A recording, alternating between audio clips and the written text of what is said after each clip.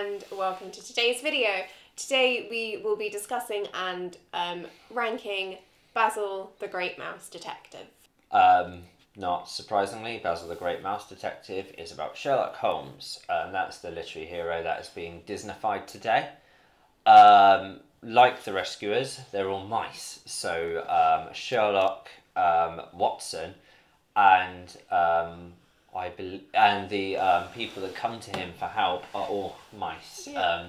So there is a blending of humans and rodents, as with the Rescuers. Everything's mice. So the Queen's a mouse, Society's a mouse, and there are various non-mice characters, such as the villainous rat, Dr. Rattigan, i.e. Moriarty, and his various goons, including a bat that can't fly.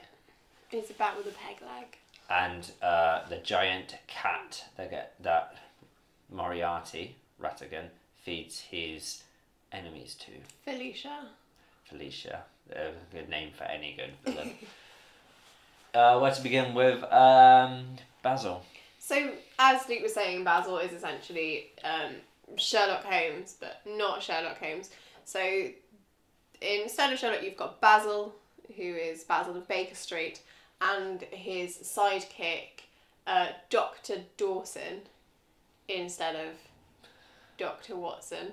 I think obviously it's interesting. Like, there seems to be this weird society rule in Basil where your status and talent as a person depend on where you live. Yeah. So whatever mousehole you're in, the house that the mousehole's in is kind of your profession. For example, the Queen is only the Queen because she lives in Buckingham Palace. That one makes sense. But then Basil is only a great detective because he lives underneath Sherlock Holmes. Yeah. And it's kind of a bit like, that's a little bit of a coincidence, and it just seems like a weird society thing. We don't know. He might have moved there.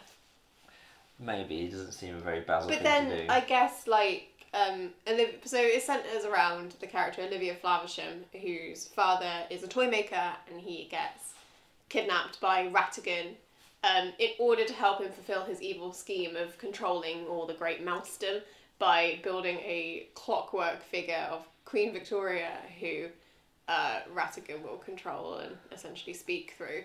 And I guess that kind of holds up with your theory of whatever house they live in.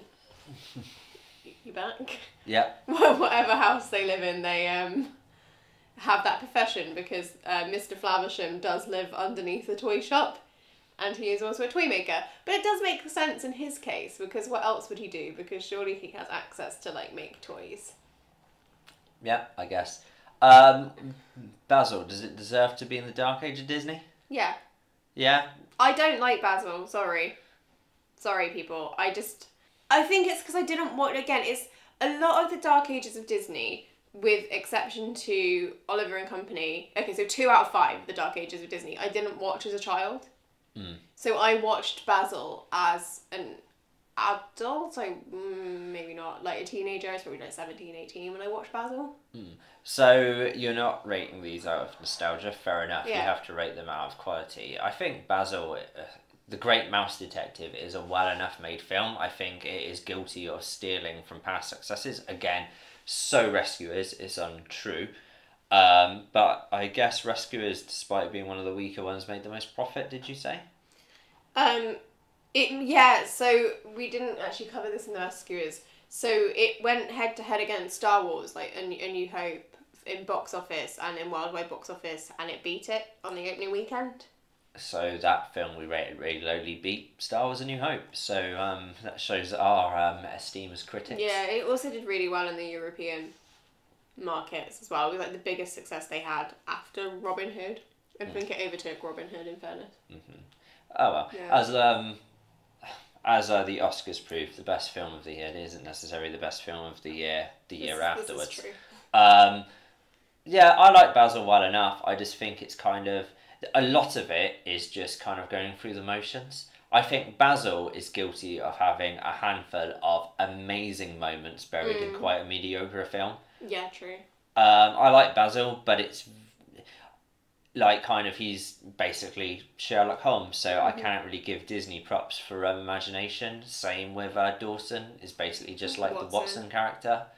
Rattigan is he's a fun villain. I like Rattigan. Yeah. Voiced by Vincent Price, so that's why Rattigan is as iconic as he is.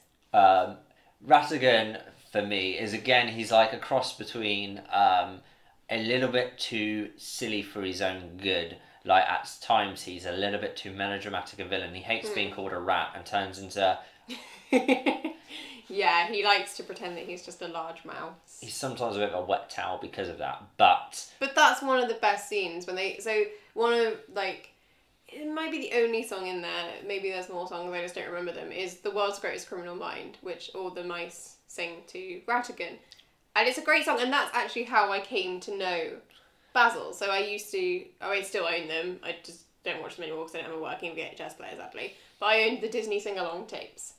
And on one of these sing-along tapes was The World's Greatest Criminal Mind. So I'd known that song from being a child, but I just didn't have, like, the context of the film. Yeah. But it's a really great song and a really great scene, and this they all get drunk because they're all drinking, like, champagne or whatever during it, because he's got a champagne fountain, which really brings up Rattigan in my estimations, just for the champagne fountain alone. And this mouse gets really drunk and refers to him as a rat. And Rattigan just loses it and rings his little bell for Felicia, his big cat sidekick, who eats this mouse. But this mouse is so drunk that he has no idea he's about to be eaten by a cat. He's just sat there still singing the song, and like all the other mice are there like, oh god, he's gonna get eaten. And even when the cat is actually dangling him like that, he's still there like, to Rattigan, and just no idea. I'm like, how much free champagne has that mouse had not to be aware that he's literally being wasted in the air by a cat? There's being drunk and there's being drunk. Yeah. What I will give The Great Mouse Detective, though, is the ending is phenomenal. I mean, just from an artistic point of view, it is glorious. So Rattigan and Basil have a fight inside Big Ben. Yeah. They massive artistic license. Oh yeah, with how Big Ben is not like that at all. So, but essentially, it is a fight in like loads of cogs. And it's just glorious to look at. Rattigan stops pretending to be a mouse and basically... becomes a rat. It's a terrifying rat. Again, Lady in the Tramp had a scary rat, but Rattigan really hulks it up. Like, he's kind of... Well, he, like, bursts out of his, like, nice little dinner jacket and everything, doesn't he? And he just, like, stops, like... Because for the whole thing, he's kind of like this, and he's very restrained, because he's obviously, like, putting himself into clothes that restrain his figure. And then he just, like, bursts out of them and like tufts of fur and everything and just ripping out of this jacket as he does just like assume the form of a rat. I think what I liked about that as well is that the story kind of ends just before and you feel like, oh, that's it, like Basil has foiled Moriarty, Rattigan's plot, and that's the end of the film. But then they take it to like the clock tower and it's such a cool fight. And again, it ends with its own play on the Ryback Fall, which is one of the great Sherlock stories. I just love it. I think it was a very good ending. However, because it ends amazingly, does that mean I can give the film a high score because of that? I think the problem with Basil is it's got a really interesting premise and quite a good beginning and overall plot and a really good ending. But the middle is just, no pun intended, really middling. Yeah, there's a creepy toy shop in it. Yeah, we don't talk about that though.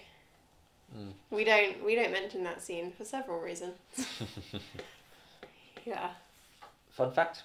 Fun fact about Basil is that it was the first Disney to use computer animation. So, although we're in the dark ages of Disney and in a very cost-saving time, computer animation had just become available, and for the amazing final scene that Luke highlighted, that is actually done via computer animation. Yeah. I'm going to give The Great Mouse Detective a 5. I'm going to give it a 3. Okay. Yeah. With that, we're off. Sorry. Okay, like I said, it's got its great moments. I just don't think I can rate it any higher because I think it's a Dark Age film. And with that, we're off. Have a magical rest of your day.